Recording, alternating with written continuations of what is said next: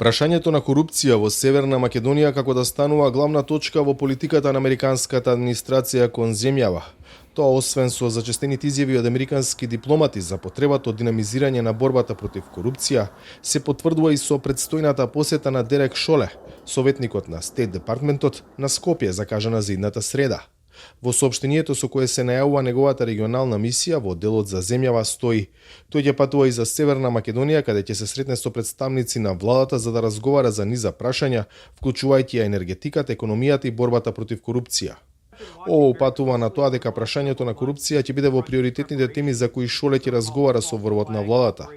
Посетата на високо позициониран функционер во хиерархијата на Стейт Департментот, кој според најавите ќе биде придружуван од заменикот помошник државен секретар Габриел Ескобар, доаѓа во период на сериозни критики од Вашингтон за состојбата со корупцијата во земјава. Прво, новата американска амбасадорка на стартот од нејзиниот мандат прати остра порака. Намалувањето на корупцијата е важно зашто корупцијата во која било форма ја оневозможува оваа земја да напредува во економска, социјална, образовна и структурна смисла. Иако чекорите по патот кон Европската унија, корупцијата продолжува да го кочи напредокот на Северна Македонија преку забавување на економскиот раст и поттикнување на најталентираните млади луѓе од земјата да бараат можности во странство, изјави Анџела Агелер на одбележувањето на 30 годишниот од партнерството на УСАИД со Северна Македонија. Само неколку дена подоцна Агелер обелодени значајна информација за засилени напори на Вашингтон во справувањето со корупцијата. Тим за санкции од Вашингтон е тука за поагресивно да ги види минатите и сегашните корумпирани актери и да размисли за сите можни одговори.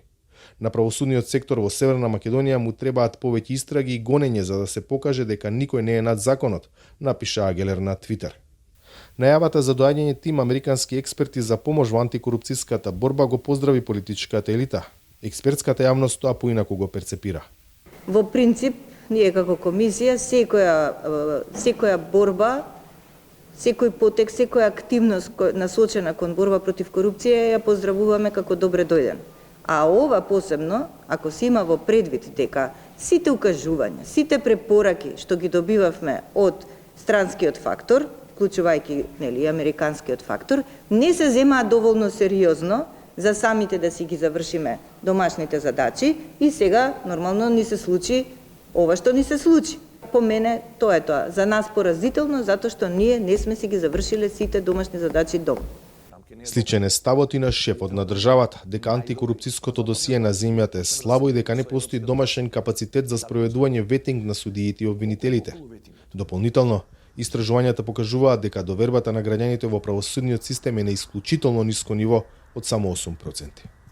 За Гласот на Америка, од Скопје, Владимир Мирчевски.